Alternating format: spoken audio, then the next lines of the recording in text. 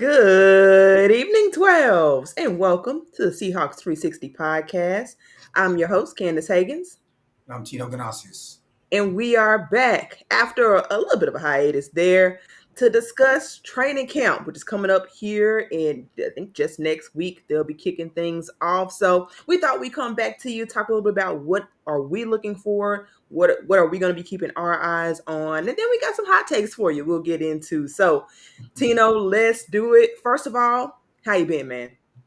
I'm well. I'm trying to survive this 100-degree weather in Walla Walla, Washington, and I'm just trying to make it like everybody else out there right now. It's been an interesting 2025. Let's just say that, but good. Enjoying baseball and looking forward to football.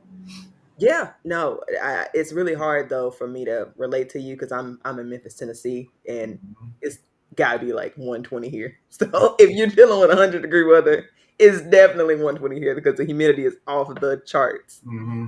Yeah, for sure. But definitely excited about to have football back. It's been a little lonely for me, really, Mm-hmm. this whole gap of no sports. So excited to get back into it. So, Tino, I'll kick it off to you first.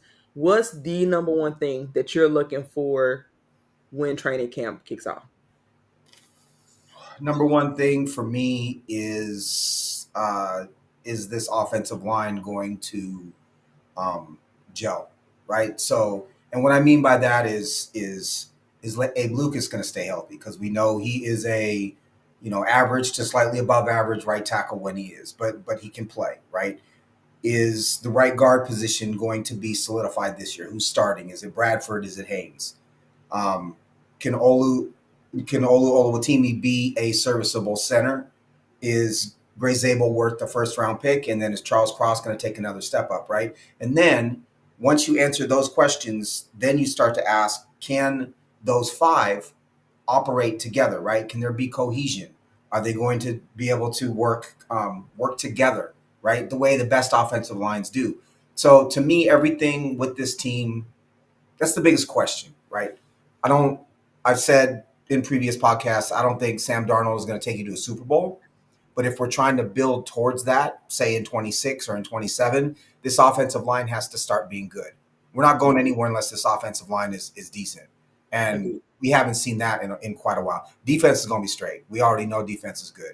So to me, that's the first question. I don't think that when this team wins, this wide receiving core is not going to be what it is right now. I'm not going to worry too much about Cooper Kupp. I'd love to see, Torrey Horton develop, but that's not as pressing as the offensive line. Nothing happens without a serviceable, at minimum serviceable, but I think better than that offensive line. So that's where my attention is going to be focused. Yeah, I think for me, I agree with a lot of your points. I think that I put that slightly above where things are with the quarterback position, Mhm. but I get why offensive line is first for you, and really I agree with all of the points that you made. For me, I'm gonna be looking for two things. One, looking for just how they're performing as best you can when the pads come on. How are the guys responding to that? Are you seeing more? In my opinion, what you want to see is more give and take between the offense and the defense, right? You want to Mhm. see defensive line get reps, rim reps. You want to see the offensive line. You want to hear about them winning reps. And what I remember from last year is remembering when they did a joint practice with the Tennessee Titans that what was his name? George Fant just got ripped around and like thrown across the Mhm. like he just got ragdolled. I don't want to hear any. I don't want to see it or hear about any. I mean, obviously I won't be there, but hear any about that. But I also want to see, to your point, the cohesion. Like, can these guys claim spots and win them? Right. We went through all of training camp last year with, Olu rotating in, and I think they probably rotated Jalen Sandell in at that point. I think eventually they started rotating him in after, they weren't happy with how Olu was doing. Then they bring in Connor Williams at the last minute, and so there's never this cohesion.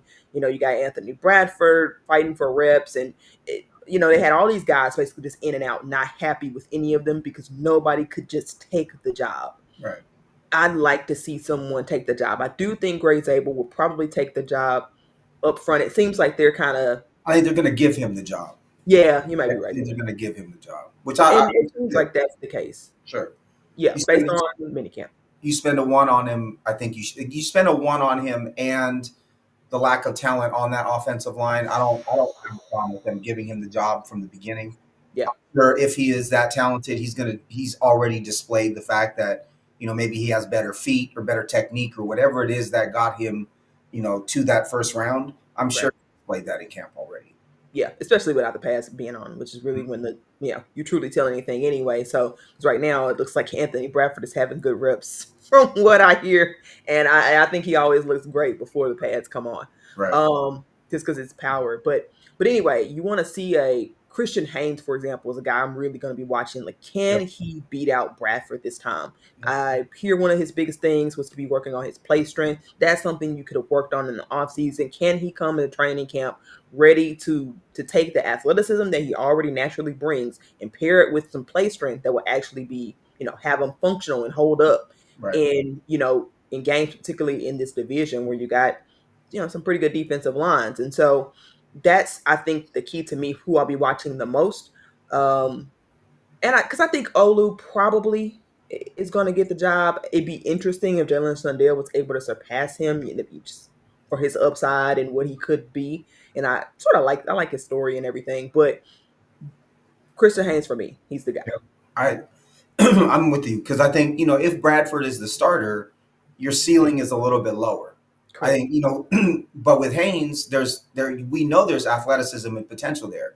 And so you put him and Zabel at each guard. Now you have very athletic guards, right, on each side, and that makes for a very different offensive line. If they both can pull, now you have, defenses can't key on one guard pulling, that sort of thing. So now I'm with you. I would love to see Haynes win. When you said that, what I thought of is one, is his butt bigger? I hate to say it, but is his butt bigger, right? Can he hold up when Yeah. someone's going to bull rush him? And two, Yep. I think about old man strength, right? It's like you got, for me at least, as I get older, and until a certain point, you're just like, where did this strength come from? I didn't have this when I was younger. You can do things even if you're not exercising that much, right? You can still lift things and do things just because you're a man, right? And that's some of what we didn't see, I think, from Haynes last year. And you want him, and I don't know how you gain that over an off season other than lifting and eating well and all those things. But yeah, I think that it did show up on tape that he didn't quite have what you really truly wanted from a guard as far as being able to hold up with that strength. The other thing is, if they're going to run the ball the way they want to, I get that you can get your guards in motion and whatnot, and there is such a thing as technique, but sometimes you just need to be able to push somebody, especially in the interior. And I don't know that that's something that he totally is capable of yet. That's where Bradford wins, right? That's where Bradford is better than darn near anyone on that line, is his size and his strength. Yeah. Agreed. Yep. He's got the power, man. Just doesn't have any ability to put together, or at least he has not shown yet. I think it'll be a big off season for him, or in a really big training camp. Mm-hmm. Um, Okay, so but I said earlier that for me, quarterback is the thing to watch because while I agree the offensive line has to hold up or you get no quarterback play regardless, you know, as a Geno proponent, I'm really curious to see what Sam Darnold brings to the table and if he can, what they beat the allegations, as they say, in terms of, him just being a product of Kevin O'Connell and a product of, Justin Jefferson and having all those weapons with the Vikings. I think he's got to prove that he can. I don't think he's got to play as well as he played last year. I think that's probably asking a bit much, but can he give you above average quarterback play on a consistent basis and not have these, what he's known for is these really high highs and then these really low lows, right? Can he be more even keeled and consistent from, down in and down out? And that's really what I'm going to be looking for in training camp is the consistency. Understanding, yeah, there are going to be some interceptions, but like, are those improving? What types of interceptions are they? Can you see a progression of him getting more comfortable with his wide receiver targets and being more comfortable within the flow of the offense and having true command of the offense, which from all reports he did not have at all during a lot of our training camp, which makes me extremely nervous because even with a very easy schedule, I mean, there are I, some basics that you gotta have, man. Gotta have some basics. man, as you're speaking, I'm just thinking to myself, and I know we don't see eye to eye on this, but if we already know dude isn't going to be that good, right? We already know, like, Buddy is like a 15, number 15, 17, 19 ranked quarterback in the NFL. We're not going anywhere with him. So why are we pushing Sam Darnold out there to be our starting quarterback for the next 1 or 2 years instead of being on one extreme or the other? Why aren't we? Like, if it's me, again, I've said this. I'd rather have Drew Lock start so that we can go, 4-13 and get the number one pick. Why are we gonna roll this 7-10, piece of garbage out there, and then be in the middle of the pack? And I know I get what you're saying about establishing culture, and I know that you want to establish like a winning mentality, and the defense is gonna get frustrated and potentially hurt. But to me, it's what are we doing having a mediocre quarterback for a couple of years so we can just be right in the middle? Well, I'll It's say this. frustrating. It's not any of those things that I was going to say. I agree with. Obviously, I stand by my original points. But the point I was going to make is because we saw this team go to the Super Bowl that way with an elite defense and a mediocre quarterback. I think we've seen it before. I think With, we've seen it with wide receivers who weren't household You talking about with names. Russell? Yeah, with Russ. I mean, Russ then was a game man Hold on, we're not remembering how good Russ was. eventually, but not when he was not when. When they went to the Super Bowl, he was still twice the quarterback Darnold is, I because don't at think least he could scramble, right? He wasn't the same passer. He wasn't as smart. He wasn't as but he could scramble, 5 times as well as he could before. You remember that spin move out of trouble that he always used to do when he was young, and then he would try it as he got older and he couldn't do it anymore, right? We talked about that. But at least he had that spin move in his bag when he was young. I would argue that Super Bowl Russ was still twice the quarterback Sam Darnold is right now. the reason I'm going to disagree is because Sam Darnold was like top 10 for most of the in all his Why? metrics. Let's ask why. Why was he?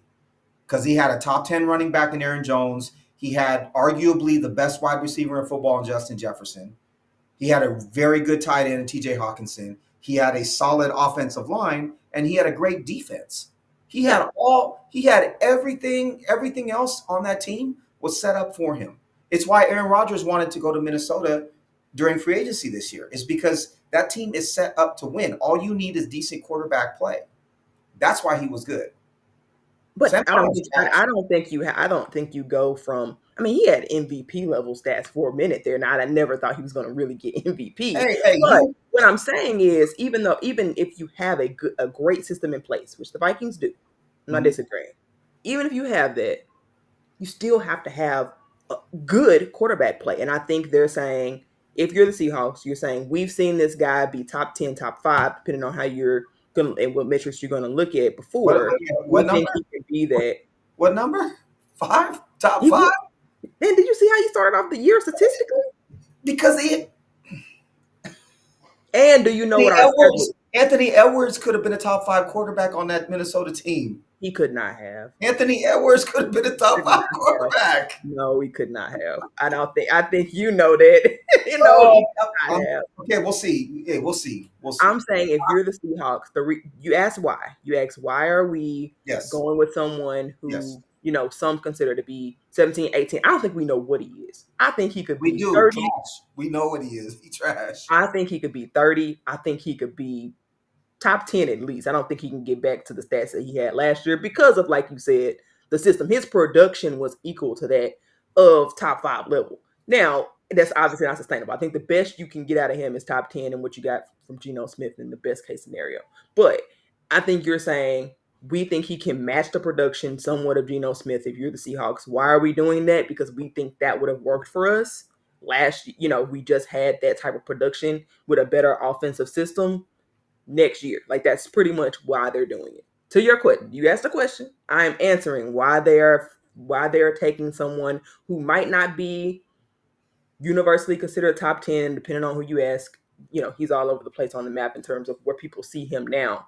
But that's what they're going for. They're saying we've done this formula before. We think we have a defense worth getting the offense just to be serviceable, and the defense will take us where we need to go. That's what they're saying. He's our Trent Dilfer for the Ravens, is what you're saying. Maybe. And Maybe, that's the first like bad quarterback I can think of that got to a Super Bowl, right? maybe. And because Trent, I like Dilfer. I actually liked him as a Seahawk, but we knew he wasn't that good. And I think that's what if I'm looking at, so all jokes aside, right? I think Darnold is I would be more excited about Darnold as a starting quarterback if he was the type of quarterback that didn't make mistakes but Yeah, wasn't spectacular. If he yeah, was boring, right? yeah. But he could run a little bit of play action like Kubiak wants. Mhm. He doesn't throw interceptions. He might be able to scramble, a little bit, which he can. But if he was that type of, game manager, caretaker type of quarterback, like, all right, like let's see what this defense and running game can do. Yeah, And with the good offensive line opening up bigger holes, that kind of quarterback can be functional, and I right. think can be decent. That's one thing, right? If that was who we were going in, or who we are going into 26, cool, or 25, bet that works for me. But he's, like you said, like on either extreme. He's had some horrible games and he's had some great games. I don't think that's what personally what I want to see from this team, right? Because it's not, those horrible games are going to be so heartbreaking. You're going to put this, we're going to have games next year where the defense is salty because the other teams have getting the ball at the Seahawks 35 like 2 out of 3 possessions because Donald's throwing picks or fumbling the ball. Again, to me, have a quarterback that is serviceable and doesn't make mistakes. And I think the team then can start building towards something. But with this roller coaster of a quarterback, which is what we anticipate, I don't know. It's the thinking is strange to me. I hope I'm wrong. I really I hope I'm wrong. I hope so too, but I would argue, devil's advocate, that that's what last year was from the quarterback position. Because as much as I love Geno, he was absolutely erratic, and he absolutely But, threw away some but games. why? So we've already talked about though how many of those bad throws or picks were the fault of DK Metcalf for one, right? And how much of Gino being erratic was the product of an offensive line that simply couldn't block anybody. I still think I definitely think those are parts of it. I think Gino. I see if you made the argument that Gino was a top 10 quarterback and at times a top 5 quarterback over the last couple of years, that one I can buy. But I think Gino is twice the quarterback Darnold is. I truly do. It's for a number of different reasons, mostly that his ability to process defenses and understand what he's looking at as quickly as he does, and then on top of that be accurate is next level, right? That's championship level football that he plays when he's in that mode, and that's mostly who he is. I just at least 2 of his picks, and they were big ones, were clearly DK's fault.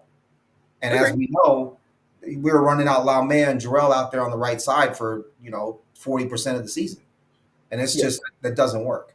So I don't know. I'm still frustrated that Geno's not our quarterback. I think if the scenario that I talked about, where this team took care of the ball and was building towards something, I think it would be that way with Geno. If Geno was our quarterback and you had him stick to this new offense, I think Geno could very well be exactly that guy and be the caretaker of this team until they drafted their quarterback. But maybe I'm being biased because of the Darnold's history before the Vikings, but I feel like he got lucky with one year with incredible. Remember what we talked about with Darnold before that? It was like he was backing up with the Niners, just trying to like find a job. I'm not gonna sit here and pretend to be a Sam Darnold advocate because I'm Oh, no, no, not. that's I'm your just dude. That's your dude now. no, it's not. That's your I'm dude. really not. What I am doing, I understand what the Seahawks are trying to do, and so even if I don't know if the results are gonna, like, I understand their vision for it, and Sure. so when I'm advocating for it, I'm advocating for like what they're thinking and why they're making these decisions. Right. It's yet to be seen if Sam Donald is going to be anything. He makes me nervous. He does. I think I can see the optimism that the team sees, but I can also be like, he makes me nervous. But I also see how they can look at it and say everybody had the same question marks about Geno before he took the starting job. And so I think they're banking on, you know, Different dudes. doing the same thing again now. Will Yeah. it work? Will the same story, will the same outcome happen twice for this franchise? I don't know. Honestly, He I don't know. They got an easy schedule that helps, he but you makes, know, he makes you nervous. He makes me sad. Let's just say that. He that's makes me, probably fair. he makes me sad That's fair. all That's fair. all year. I have a couple things for you. So one, well, this is more of a comment, but I think it is interesting that Eamon Worry got the fully guaranteed contract. 'Cause I know all those second rounders were holding out. Hmm. And then the two above him, 30, pick 33 and 34, got fully guaranteed, and he did too. I Hmm. don't know if that's the Seahawks giving in or that they actually really believe in him that much and just wanted him in camp. But that was interesting. The other thing is, you know, Nwosu's on the pup list now, right? And I know he can come off at any time, Hmm. but it always makes me nervous when someone who was hurt the previous year starts the preseason on the pup list. Yeah. And so it's a just under a $12 million cap hit this year. But what it brought me to is kind of what we're looking at the edge position, and then what we're looking at next year and the year after, because we have Nwosu, we have Dexter Lawrence, who we saw, or Demarcus Lawrence, who we signed, and but he's 33 years old, Right. right? We have Boye Mafe, who I believe is 27 or 28, but he is a free agent at the end of this year, who we Hmm. spent the second round pick on, who's been hot and cold, but when he's been hot, he's been one of the most dominant, in my opinion, dominant edges in the NFL at times. And then you have Derek Hall, who is a free agent at the end or in 26. So he's got one more year after this year. But I do think from a succession planning standpoint, Lawrence will be 35 in 26, in 2026. Derek Hall is potentially a free agent in 26. If you don't get, whether you believe in Mafe or not, if you don't give him a big extension this year while he's eligible, you're going to lose him, right? So even if you lose Mafe, now you're down to two, maybe three if Nwosu's healthy. So my question to you is, how concerned are you about that position with Nwosu on the pup list? Does it concern you that he's on the pup list? And then what would you do moving forward with this group? It's a concern. I'm not going to sit here and pretend like it's not, because it is for me. I really wanted them to add something more. I mean, I know they added Demarcus Lawrence, but I do think 33. they needed another swing in the draft or something like that. I understand why they didn't, because of just opportunity cost. You can't fix everything, right? In a perfect world, I would have loved to boost up that edge rotation, because I don't feel like it's as strong as maybe the fans think it is. Because a house of cards that if Nuosa goes out, you're kind of back down to where you were. And I think Mafe is great so long as the attention is not focused on him. Right. When you start moving, defensive attention his way, he's easily stifled. And so then, and I don't think Derek Hall has been able to consistently win one-on-ones to be able to take advantage of those moments and opportunities. So I definitely think, obviously Demarcus Lawrence helps somewhat, but to your point, is he the same guy? I think all those questions are valid. But I also don't think I would have done anything differently because of how many things ended up needing to be fixed on offense.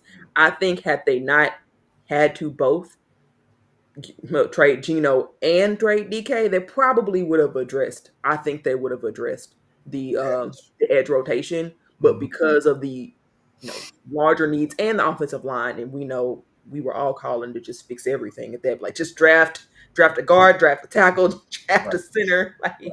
draft Yeah. new positions all across the board. I just think the needs on offense outweigh defense, and so they'll have to, for sure. It'll be a top priority um, Going into next next year. year's draft, yeah. Yeah, See, it'll be huge. I still, I'm concerned, obviously, but if I had to make, prioritize that or the offensive line, it's the offensive line to me Right, 10 out of 10 times, right? right. So I'm glad that that was their focus, because you still have four, I call four above average edges in your rotation. You don't know if one is healthy. You don't know what's going to happen with Maffe's extension. You don't know what Lawrence has left, but you have talent at that position. It's not Mhm. dearth, or it's not void of talent, right? We know that for Correct. sure. Right. For me, in a perfect world, you see Mafe and Hall elevate their games, even if it's slightly, they're already very talented, right? And we've seen Mafe produce that to the point where you want to resign them, you're willing to resign them, or you're willing to at least resign one of them and keeping Lawrence and then having a young guy, slot in. That to me, the importance is that one of Mafe or Hall is not a superstar, but a linchpin on this defense next year. That solves a lot of problems. If it means you have to spend a one going in next year's draft or a high two on a high potential edge, okay, that's fine. You got maybe one more year of Lawrence left. You let Mafe go. Hall's been the guy in 25. Hall's the guy in 26. You re-sign him. We're good, right? Something like that. But just seeing that news of Nwosu on the pup gave me. I need a little Pepto Bismol after that one. This is not great. Not great. The Not only great. reason I didn't have that reaction is because I kind of expected him to not be healthy. It's kind of sad we're there, but I'm kind of there. Like, I don't really. I think Oh, he's at this point a cherry on top more than I view him as a linchpin. I'm not sure that's, he's going to that's be an $11.88 million cherry for one. For It two, was I'm it gonna was start. it was bigger. Remember, No, they that's the redid it. cap hit. The cap hit is 11.88. No, it was But more. two, They lowered it. no, that's what it got lowered to. Yeah, that's what I mean. It was Yeah. higher. Oh yeah, it was higher. The other thing, I'm gonna start calling him the Abe Lucas of the defense in a minute if he keeps being on this pup list because he's bugging me. Um, what other? I had a couple. So I went position by position and just came up. So I should bring this up first. I'm excited to see Kubiak's offense, and I'm excited to What? see. Not excited as in like positive. Oh, I want to see it to understand what it is, oh, okay. and and I want to see how the pieces in the offense fit. Meaning, what do the two top running backs look like in this offense? Because there are offenses where you need to hit the hole quickly, or one cut type offenses are much better for a player like Charbonnet than they are for a player like K9, right? Is K9 going to fit this offense? Or is it more of a split and he plays on a lot more of the passing downs, right? I could see that kind of scenario. I want to see what this offense looks like. What do they want out of a running back? How does a fullback fit? Is this Robbie Oots dude actually going to be an asset, right? How much two backs do they run? Are they going to run more play action? Because I really, truly, you look at the statistics of how much play action all the top offenses run, and it's like all the top offenses are all the ones that run play action the most. I think it's super clear how effective that is. Is Kubiak going to run as much as we think he is? And then how does Arroyo fit in the tight end room? He's clearly the most talented tight end, receiving tight end Yeah. on this team, right? They just signed him, which is great. Is an Arroyo Barner pairing could be really great, right? Because Barner has proven to be a very good blocker and I think a consistent shorter yard type of receiver at Yeah. times, or he could be. And Arroyo's explosive. So how do they fit in a Kubiak offense, right? Is Kubiak going to come out with two tight ends and have them cross, or is he going to run bootleg with one tight end short and the other one running long? Like that's the kind of stuff we've seen from him in the past, and I want to see how these pieces fit because it's a different offense, a very different offense than we saw with Ryan Grubb last season. That's one of the things I'm looking for immediately. Yeah. Is are the coaches pumping up, talking about how effective certain things are in this offense and which players are they most focused on? Yeah, I think you bring up really good points, and I think I have a lot of those. Real quickly, I did want to make one other point when we were talking about the defense. Yeah, One thing that I do think they're factoring in is increased blitzing with the Mike McDonald defense, and I think in terms of um, effectively having pressure, they probably aren't banking on as much needing the big names just because of how the defense works as a whole. So I think that gives them a little relief, and me too, honestly. So I, um, that's a really good point because I think we're expecting Byron Murphy to get more penetration into the backfield, right? I think they're going to put him in, because even though they talk about having him on the nose, in passing downs, they're going to put him in positions to put pressure on the quarterback, right? That's why you pick him that high. We have Eamon Wari, who has the athleticism to really be a factor in the passing game, rushing the quarterback. mhm.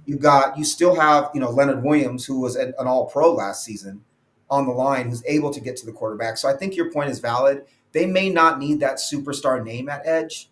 What they need is someone who can set the edge and run running plays, right? And someone who is a threat so that they don't, so they're not a zero on the edge, on the outside.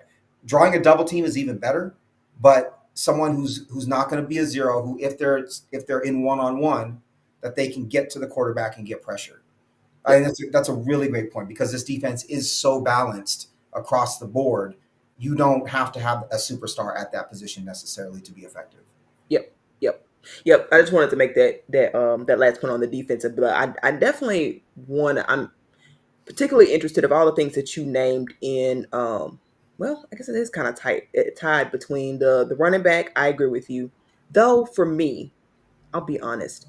Doesn't really matter what they say to me in camp because they were talking about how great Kenneth Walker was going to be in the offense and how they were going to run the ball, despite the fact that Ryan Grubb was known for passing. I mean, we heard all of that Mm-hmm. last year.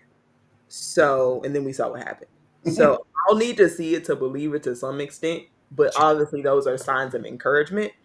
I think more interesting, speaking of injury watch, for me, that's Arroyo. I'm wanting to know, can he stay healthy to develop into what he could be? Because I think he's one of those guys that needs his rookie year to go well health wise. For him Mm-hmm. to become what he's ultimately going to be, I think he needs that development and he needs those reps. And Mm-hmm. those reps, I think could be available depending on how they're feeling about Noah Fant. The only reason I'm not team super big on trading Fan is because I don't trust Arroyo yet to stay healthy, and I don't want to put all the eggs in his basket. Then he gets hurt, and now it's just AJ Barner and So you Brandon. go so you go 6-11 instead of 7-10, right? But Arroyo gets those reps. I'd rather Arroyo. That's kind of my point. I'd rather a player like Arroyo gets those reps, and you're not quite as good. You're not just outside of the playoffs. You're actually outside of the playoffs. Then have Fant get those reps, have Arroyo sit and watch, and then not necessarily be the level of player he can be in year two. Based, Across the board, I feel that way about every position. I want to see the guys who are going to be starting on the Super Bowl team in 3 years getting reps now. I think because they're going to run more two tight end sets, I don't think you have to necessarily pick. The Yeah, reason I'm going to Barner and Arroyo, right? say the reason I'm going to say I disagree with you on that is because if he doesn't get the reps if he's not healthy, I Yep. don't trust his Agreed. health. Agreed. I don't trust his health. That's why I want Fan on the team. I mean, in a vacuum, I agree with you, but I don't trust We him got yet to stay healthy. Sourbert, or what's his name? Sourbert. Who? Oh, sauerkraut. That's not his name. I'm just, I know who you're talking about. The tight end from the Niners. Yeah, We have him on the roster right now. that's meaningless to me. I don't know, Fant. I don't like any player named Fant. Noah, George don't matter to me. I'm not a fan. You're a fan discriminator. Fant That's hater. true.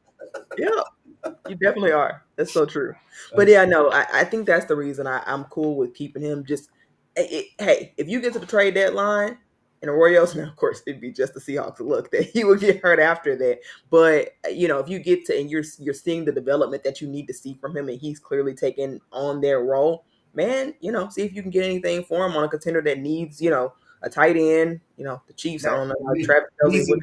needs a mediocre tight end. Ain't nobody giving anything for Fant, man. They're gonna maybe you might get trade Fant in a 7 for a 6 if you're lucky. That's the kind of trade that we're talking about, though. Like I mean, honestly, well, if that's the case, he's worth more to you on the team then. yeah, I agree. I agree. I just don't. I don't think he's. I don't know. I was excited when they acquired him because he Yeah. was a former first round pick. I saw him at Iowa as a Michigan guy. Like I was excited that they got him, but he hasn't been much of anything, honestly, to me. Um, what else? Did we want to do the buy or sell? Yeah, well, yeah. One other point I Yeah. wanted to talk about for training camp specifically was I really wanted to know how they were going to use Emin Ward. Mm-hmm. I think that's one of the key things. I think you sort of touched on it, but um, I'm really curious as to how they, because he's a guy that can be used in so many different places. There's two ways to do this. One way is the approach that they talked about initially, which was bringing him in at the big nickel packages and having him sort of Same play thing. that role to relieve Devin Witherspoon. I think that's the best case scenario. However, reports from training camp were that they really did have him all over the place, which scares me a little bit more because I want him to be able to master one thing well. And the nickel is one of those things that like it's pretty diverse in Easy. terms of Yeah. your responsibilities anyway. I Hmm. would love for him to master that thing and then, be able to add working on coverage and then be able to grow from that versus, so many guys like your Isaiah Simmons and that type of prototype, they put all these guys in different spaces. They end up being great at nickel ultimately and settling in on that role anyway. Right. But then it stunts their whole development because you've made them a jack of all trades. And so that's something I'm going to watch. I'm with you, and I think if you look at the way they built that secondary, they already played their hand. We know what they're doing because your third corner is Job, right? It's Well, Shaq, potentially. they signed Shaq. Oh, Shaq Griffin is he washed? Is he gonna right? I don't think you're expecting much from him. They waited way too long to sign him to think that for sure he's gonna be your third corner. I think it's Job until proven otherwise. So if you think about that talent as your third corner with Spoon in the slot versus Eamon Worry in the slot and Mhm. Spoon on the outside with Woolen, that's the Yeah, defense you want to play, right? right, The question is, and you can teach Eamon Worry to blitz off the slot in 5 minutes. That's not difficult. I right. think that the question is going to be, can Eamon Worry hold up in coverage in the Hmm. slot? And which means they're probably going to play a lot more zone, I would assume, than man, because I don't want to see him, lined up against a shifty slot receiver. They're going to use him if that's the role that he's in. Or you play a lot of Job on one side and Eamon Worry on the other, or Eamon Worry on one side in the slot and Spoon on the other with Job on the outside is probably what they would end up doing. But I guess my point is you look at the roster, I think it's telling who their corners are. Who their corners are is determining where Eamon Worry plays the majority of the time.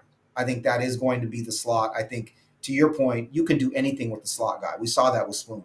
You can blitz him. You can have him cover a tight end. You can have him cover a slot receiver. You can have him push outside if you're trying to confuse the quarterback a little bit. I think he's best in that role. If it's man, it's against a bigger receiver. Some of those big slots, he's great, right? He'd be great against a big slot, against a tight end. He like I said, he can blitz off of that position. I would be really comfortable with him there. I Hmm. would be uncomfortable with them trying to get him to do anything else right now. Maybe the end of the season you get him into more of an edge role every once in a while where it's a passing down and you get him even closer to that quarterback. Maybe he played a lot of deep safety in college. Maybe he plays some of that right with Love, or you have some interchangeability there. But for me, you start him in the slot. Everything else branches from that, and you give it to him as you believe he can digest it and actually do it, not on your time clock, on his time clock in terms of his development. Exactly. Exactly. Yep. All right. Uh, All right. Cool. We can get into buy or sell. We'll just do a round of essentially what we're gonna do is I've got a few hot takes that I've heard over the off season, things like that. And I'm going to ask Tino. He's not heard mhm. this in advance for the most part. He's not heard these in advance. And I'll answer too in terms of if I am buying or selling stock on this team. Yeah, let's All right, go. Let's let's go. get into it. All right, hot take number one. Sam Darnold will be benched by week 8. Buy. Buying or selling? You're buying. Buying. Buying. I'm taking money out savings. I'm taking a second mortgage on the crib. I'm doing all those things. I am buying that stock. I think one, if the offensive line is terrible, he's either going to throw a ton of picks, fumble the ball a ton, or he's going to get hurt, right? And I think if you had to gamble whether the offensive line is going to be good or bad, it's more likely going to be bad than good. Those are the facts, right? We've got at least one rookie starting on that line. We've got the health of Lucas is horrible. Cross, we don't know which Charles Cross we're getting. We've got a below average center, right? It's just there are too many question marks. So whether it's a lack of performance on Darnold's part, an injury because of the line, or Milrow might show out in practice and might get to a place where they just decide they want to play Milrow, right? If this season is already in the garbage, then why not? They may say, why not play Milrow? So for me, I'm buying. I joke about it, but I think that it is very realistic that that's what happens. Very much so. I'm selling. Of I know. course, I am I know. selling. I'm selling. I just don't think they'll come to that conclusion, especially seeing how their year starts off. When you look at their schedule, about by week 8, I think they would have had way more easy opponents than hard opponents You at had that them at what, 7-1? You had them at like 7-1 going into point. I week had them 8, at something six like and that. two or That's something like that. close enough. Yeah, Close enough.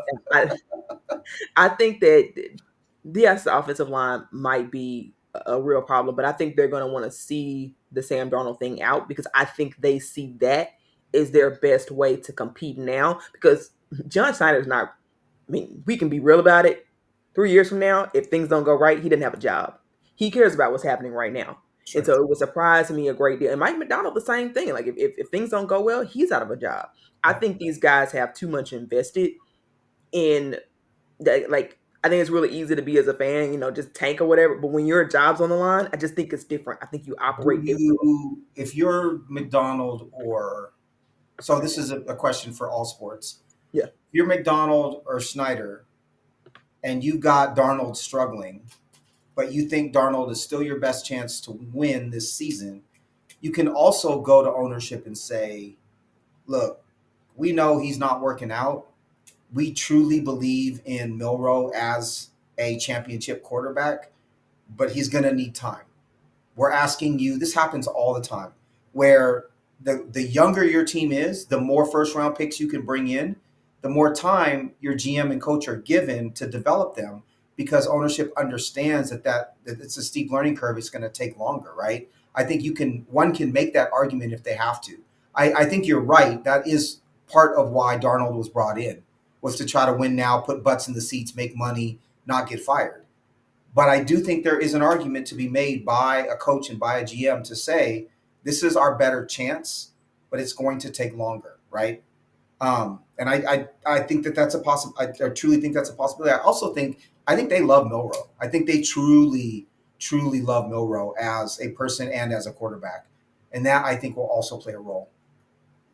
I think you're right. They could do that. The reason I don't think John has that luxury is because he's already on borrowed time ball reports. That, that He I should think be. I don't know. I don't think he should be though. I really don't. I hear you. I hear you, but I think he sold them on we're going to win now. That's why we got rid of Pete. I don't think you can then go back to the same ownership and say same ownership. I don't think you can go back to those same guys and say, well, it's a woman, but same and say, hey, I know we said we want to win now, but actually we want to take a step I back and want, man, slow. I want to know so bad what happened between Gino and the team because that clearly caught them off guard. It did. Clearly, because if Gino's your quarterback, right? Say Gino's happy and Gino is your quarterback, they can really toe that line in a way where they can say, look, we're going to win now and we're going to invest in a quarterback of the future. So we're going to keep the stadium full. We're Yep. going to continue to go to the playoffs, but we're also going to get a quarterback who might take us to the Super Bowl in 3 years, right? That's what Geno Smith provided them. Yep. And whether it was that they were too cheap and they didn't want to give him the extra couple million that he wanted, or the relationship just soured, something happened, and now we're stuck with Sam F. and Darnold, which is just different. But I do think the Geno thing caught them off. It's pretty clear to me the Geno thing caught them off guard. It did. That was not a part of the plan at all. I would agree. I think they potentially knew that DK might not want to stay, but they did not know Yeah, that And I honestly, I'm not surprised. I had concerns throughout the year that Mike McDonald was not genuinely connecting with Gino. true. Not that they didn't get along, but just that they didn't have any conversation. You didn't see those guys having conversation. You just didn't see the interaction there. I think that pushed Gino to Pete. Well, I was going to say the crazy part is when McDonald comes in behind Pete. We talked about this when they let Pete go. And when I always say, if you're a manager of a business and you come in behind someone who is highly successful, you kind of set yourself up to fail because you can't go anywhere but down, right? But if you take over for someone who's failed, you look good if you make changes because you're starting from the bottom. So Yeah. you take over for Pete, and Pete wasn't all his results weren't always perfect, but he Right. was such a communicator.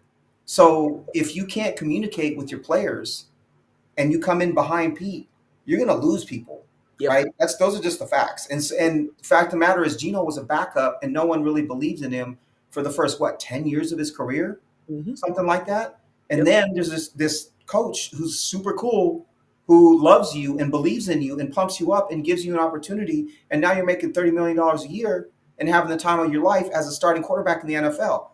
You want to be with that dude because that's the guy who believed in you, right? That's like a Yeah. father to him in a lot of ways. Yeah. And so we didn't know whether Pete would come back as a head coach or not. I think all of these things had to be in place to lead Gina. So McDonald not communicating, Pete finding another job, being out the Raiders being able to acquire him, having the space for him, all those things that all had to fall in place for it to happen. But it Yep. did. Yep. It did. And I really do think it set the Seahawks organization back quite a bit. Not because he's that much better than Darnold, he is better, but I think because the timeline and the what they were selling to the decision makers is just not what it is anymore. It really Yep. isn't what it is anymore. I agree. I think John would have had to go over and beyond to keep Gino. I think that's what it took. I think he Would wanted you have somebody done it? that believed in him. Would I you have wouldn't. done it? I wouldn't No. have. As much as I love Gino, I wouldn't have. I think he would have had to overpay Gino to get him to stay because By I how think much? he really wanted to be. He wanted to be with Pete, or he wanted to be believed in. And if John showed he believed in him by putting out this great deal, I think he would have stayed. But if he didn't get that See, same, I would have been just as happy if they would have put the money out, not sign Cup, and sign somebody else, or spent a decent pick on a receiver. We don't. I don't need Cooper Cup on this team. no, I I, don't I, think Cooper Cup does anything except for bring the folks that live around me in Eastern Washington over the mountains to go see Cooper Cup play. That's why yeah, Cooper Cup is on this team. I'm sorry, but that to me, that's why I get that he was great a couple years ago, and I get that he's a technician and all those things. But he doesn't do anything for when this team is back in the playoffs or potentially in the Super Bowl. Cooper Cup's not going to be here anymore. But you paid him what, 15 a year? I think for 2 years. I think that's what the contract was. I think it was, I thought it was 18. I could be Okay, wrong. 18, whatever it was. Yeah, Whatever extra money you needed to give Gino, I would have much rather had Gino be the quarterback, and you use some of the Cooper Cup money to bring in a lesser free agent or a lesser name free agent, and then went out and used, say you used a third round or something like that on a receiver, right? I would have much rather that been this Seahawks team than Cooper Cup and Sam Darnold, personally. yeah. I, I, I can't quite get there. I think I'm willing to pay to Gino for a certain extent. Am I willing to overpay because you're committing for multiple years? Sure. And I do have genuine questions about Gino's kind of up in Or age. I think his age matters. I think or his age you give him a higher AAV in one less year, right? You truly overpay him. Say he wants 3 years guaranteed. Then instead of three, you say, Gino, we can't give you, whatever it was. Say, for instance, say it was like 99 over three that he wanted, or 105 over three, 35 a year. You can say, Gino, we'll give you 80 over two. We'll overpay you for 2 years, but you're not getting the third from us, right? I don't think he sees that as overpaid. Isn't that what the rate? He wanted long term. Whatever the number was, I'm saying there is a scenario with a lot of players where if you go high enough per year, you can get them to take that deal over the more longer term contract, right? It's just a means of or a way of negotiating. What I'm saying is Gino plus whoever your other receivers are is a much better scenario in my mind than Darnold and Cup. It just is. Oh, I From agree with you. I just from don't think I don't believe Gino would take taken it. He from from reports. It's from reports. But I believe he really wanted the security of a team that wanted to build around him truly. And I don't think upping his pay, but cutting the years was what he wanted. I Okay, think he wanted a long if you term had, deal. but it's probably his if from the outside looking in, his two biggest problems with the Seahawks last year were Ryan Grubb Yeah. and DK Metcalf. Mhm. And what Well, two? no, the offensive line. No. Yes, The no, the offensive offensive line. line, yes, was a huge part of it. But I'm saying from a personality standpoint, from a head clashing standpoint, from a frustration standpoint, his major issues were with DK and with the offensive coordinator. Are you sure it wasn't the offensive line? Yes, it was offensive line too, but you're taking steps to improve that, right? The other thing is he wasn't angry at the offensive line. He was just like the offensive line is trash. He was Yeah, angry at DK. He was angry at Ryan Grubb. And I that's think those things, if you're rational, if that's you're true. level headed, you say to yourself, you try to distinguish between the people who you despise and you want to get away from and the guys who just weren't good enough yet, right? I think there's a big difference between those two things. That's fair. Again, I go back to I would have done everything in my power to keep him, and I wouldn't assign Cooper Cup, to the contract that you did because I think that money could have gone to a Geno contract. But we are where we are, right? It is what it is. Yeah, the only reason I'm okay with the Cooper Cup thing is because I don't think there were a lot of better options out there. Frankly, Yeah, the wide receiver free agent class but is pretty. I'm not trying to win this year, and you are though. And I think that's the difference. Yeah, that's true. I'm not. I'm just Cooper Cup ain't taking you nowhere. Yeah, yeah, I am trying to win this year, so that would be the difference. Mhm. All right, Number two, hot take number two: Kenneth Walker is traded by week one. Buying or selling? by week one, I'm selling but only because I don't think that trading for a running back is what a lot of other teams are going to want to do. I think running back is too easy to replace, right? Whether it's through the draft or through a cheaper contract like free agent contract, it's too easy to find a running back. No one really wants to give up true assets for a running back. Now, if it was for a 6 or a 5, something like that, that would piss off Seahawks fans, but was actually probably decent, like the value that he's worth on a final year, they might do it because they want to hand over the reins to someone else. The other thing that would have to happen is I think Martinez would have to make this team. Martinez would have to show out in training camp, basically. Right. And not only show that he made the team, but probably show that he was capable of being the number one. Mm-hmm. In order for that to happen. I don't think that's going to happen. I also think that his elusiveness and his ability to play in the open field, which is important in the passing game, and to get to the perimeter the way he can, is too valuable. But whether it fits the offense or not, I just think they don't have another guy like that. McIntosh is supposed to be like that. He's not K9, right? If Martinez was a back that looked like K9 and had the same skill set as K9, then yes, I think it's more likely. But I'm selling because I don't think the value is there in return. I don't think teams are looking for a running back this early unless there was a major injury, and I don't think the Seahawks would easily replace him. 10 out of 10, no notes. Yeah, you took out my points. Cool. You took out my points. That's pretty much exactly how I feel. Okay, Devin Witherspoon would be first team All Pro this year. Buy, absolutely buy. I think he's a dog, and we've said that over and over again. The thing is, with players like him, with that kind of mentality, he was not happy with his year last year. Right. He wasn't the same as his rookie year. And a guy who wants to be good that badly, right? Who's that competitive was going to come back with a vengeance. He's no Reek Withers or no Reek Willen, right? He's used to winning. He's used to being the best. He was a number 5 pick overall, and he's nasty, right? His mentality is why I think he's on All Pro next year. The talent's always been there. I also think that if they can get him on the outside more, I know that he's great in the slot, but I think if they can get him in the outside more, that he'll impact a different part of the game, but I think we'll see him impact the game more in that role potentially, meaning more interceptions if he's playing on the outside. Makes sense. That makes sense. I'm definitely buying. I'm with you. I think the biggest reason I'm buying that is because they're really talking about kind of leveling up in the system, so to speak. I think they asked Devin Witherspoon to cover up the weaknesses of a lot of his other players, Yes. particularly in the early days. I Yes. think he spent a lot of time just erasing mistakes that Yes. made it very hard for him to thrive individually as a player. Yep. I believe that two things are true. one, Mike McDonald loves that guy, and he is going to want to put him in the best position, Yep. almost as a sort of way to make up for what I think they acknowledged in some of these interviews and in post game press conferences that they didn't really put the goal was holistic success more than it was individual, performance, and it still will be. But there are certain guys they want to shine and they want to reward because he's a Mike McDonald guy. Like you said, he's a dog. They Yep. want that kind of guy to reap the benefits of buying into the system. So I think they're going to be intentional about that.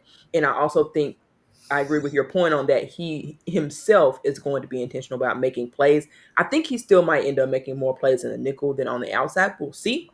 But either way, I think his stats will begin to match his impact this year. Right. Um, The better the other secondary players play, the more opportunity he will have to make plays. yes, I think last year with Reek being as inconsistent as he was, there's no reason to throw at Witherspoon last season, right? Because Reek was up and down. And I think that when you have and then Joe, we had all kinds of randoms at the other corner at the third corner spot until Joe kind of took it over, and even he wasn't great. And so the better those other players play, another year in this system, right? The infusion of Eamon Wari, hopefully Spoon will be around the action more because you can't just focus on throwing at everybody else anymore. I think that would have an impact as well. I'd love to see him, follow the number one on the other team. If he's not yes, playing nickel anymore, you just have him follow everybody. Or unless it's a huge, jumbo receiver, then Reek probably matches up better. right. But I think his role looks different, and that's part of why he is better, or he's, I guess, gets more recognition this year than maybe he did last year. I think the only thing I push back on is I agree with you that the better the other players are. I think his bigger issue, especially because he was in the nickel, was covering up for the linebacker play and how bad that was. Yep. I think that's where he got caught up in bad situations sometimes, like with penalties and things like that, just trying to make up for the mistakes of what the linebackers were not doing. Right. I think that makes a bigger difference, especially because the linebacker is so key to how the whole thing operates. I Yes, Willen is inconsistent, but it's not to the point that people really pick on him Right. too much. Like I don't really You think don't that's an want to issue. because he can pick he can pick the ball off, right? Yeah, And like he he's has recovery very speed. But I do exactly. think they threw at him more than I expected him to. That's true. So Yeah. I just had a thought on Imamori that I think would be super fun is if he was able at some point to not become the permanent second off ball linebacker, but like be able to step into that role on occasion.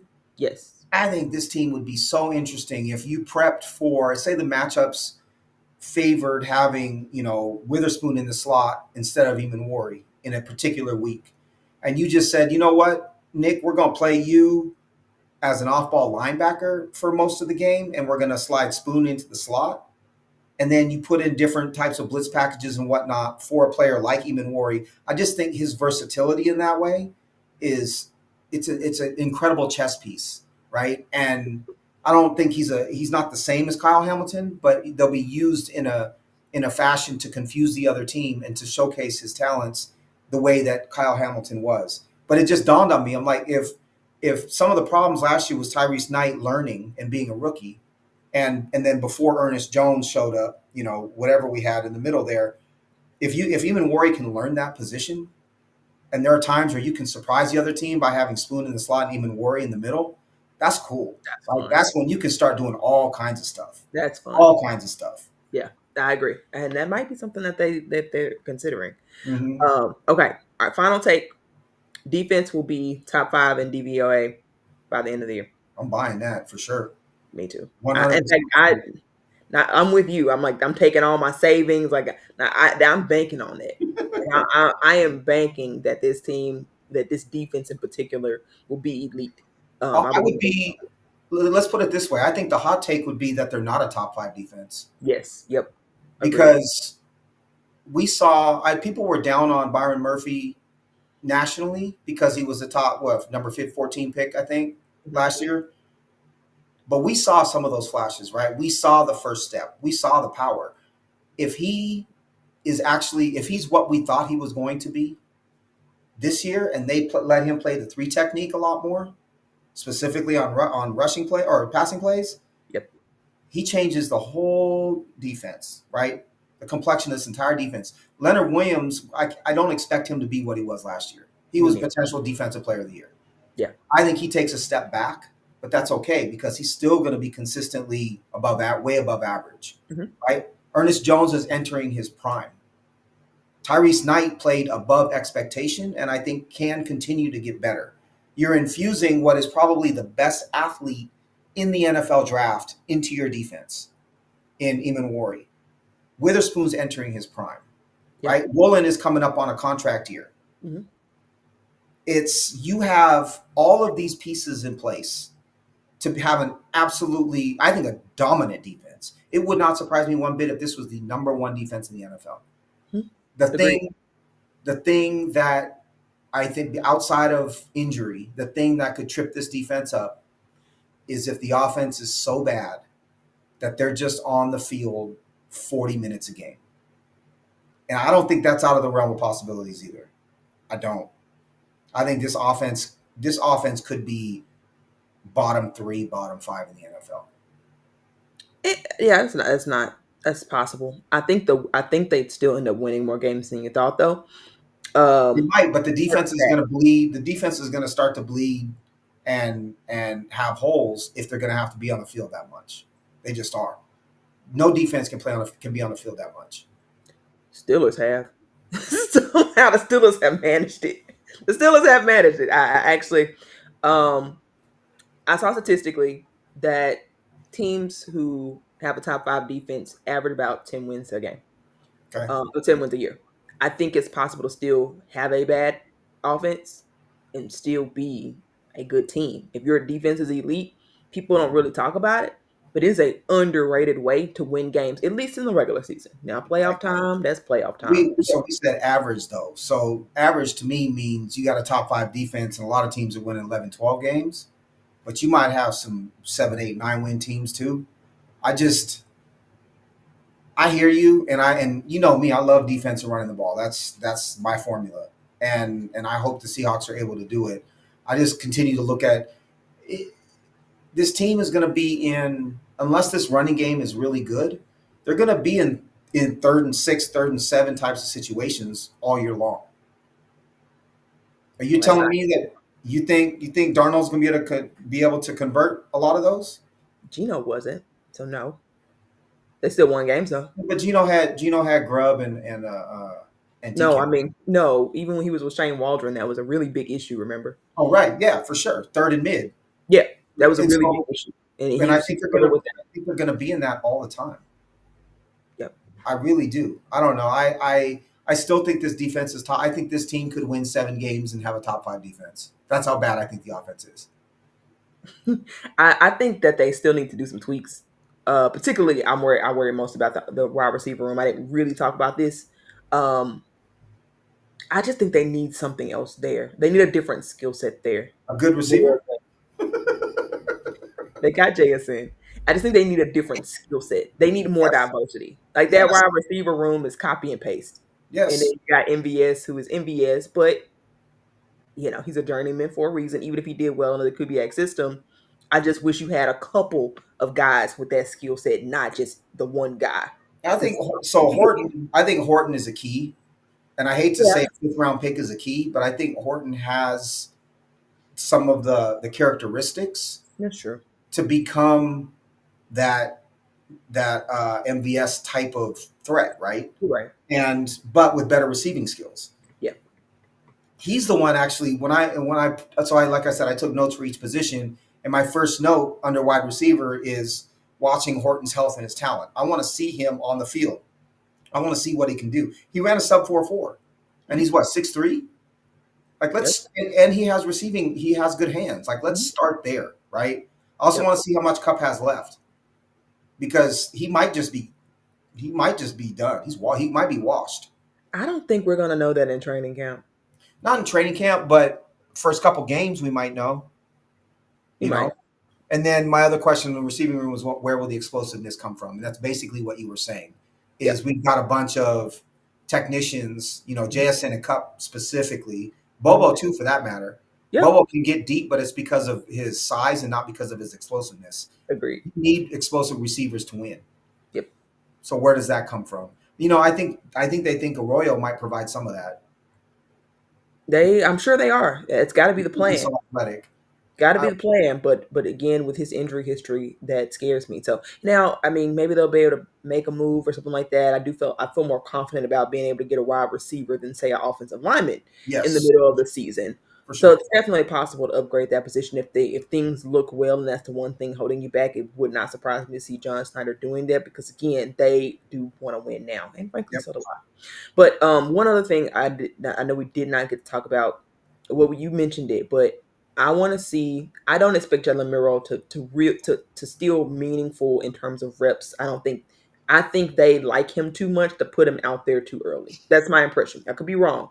My impression is they got Drew Lock because they want to make sure they properly develop this guy because they like him. They don't want to rush him. But they've talked about putting him in these packages. Is that just talk? Or is it something they're really willing to do? I think that could be the difference in their season. I think that's the difference between the team that wins 7 or 8 games and the team that wins 10 and 11 games. Really do. It could in third and short. Yeah. With the short, right? And you see his athleticism on display for a little bit, right? He runs the ball, and then in week 7, they run the same play, but he pulls the ball back and they go run play action and they throw deep and they score a touchdown, right? I don't know if it's a 3-game difference, but I think it could be a 1 or 2 game difference. And I think you're right that those are, and I said that I would buy Darnold getting benched, week 8 by week 8, but I think Milroe's development, you sprinkle him in positions for him to succeed. If it's a passing down or if it's a pass play with him, you're telling him to either chuck it deep, right? And whatever happens, or you give him a gimme. But you're not putting him in a position to read complex defenses, right? You're putting him in a very controlled environment to get his feet wet, to utilize his athleticism for the team's sake. And then next offseason, you see, okay, how much have you learned? How accurate are you now? Have you changed? Are you more accurate than you were? Can you read defenses better? And then you make your decision as, okay, our future is with Jalen Milroe. He's going to start, midway through 2026, something like that. To me, that's the development, or beginning of 26. That's the development plan that I would want to see him on. But I do think they're gonna utilize his athleticism. And people have said he's not as fast as Lamar. People have said he's a more talented runner than Lamar.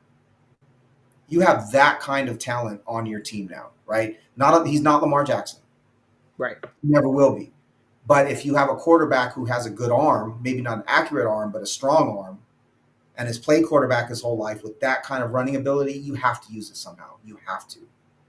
Agree. Yeah, hope they do. Hope he can earn it. He's got to earn it. Yes, he does. Got to earn it. He does. All right. Tino, tell people where they can find you. Tino Jr. 20 on Blue Sky. Any baseball questions you might have, any Seahawks questions you might have, any Michigan football questions you might have for that matter. Happy to interact with you and talk about Mr. Bryce Underwood, true freshman starting quarterback at Michigan, #1 recruit in 2025. That should be a lot of fun. But really, I'm gearing up for college football, Seahawks. I don't know how fun this season is going to be, but I'll be watching every snap. All right, that's it. That's all the time we have for today. Be sure to follow the show on X at Seahawks360pod. We are also on Blue Sky at Seahawks360. All right, that's all we have. We're out. And as always, Go Hawks.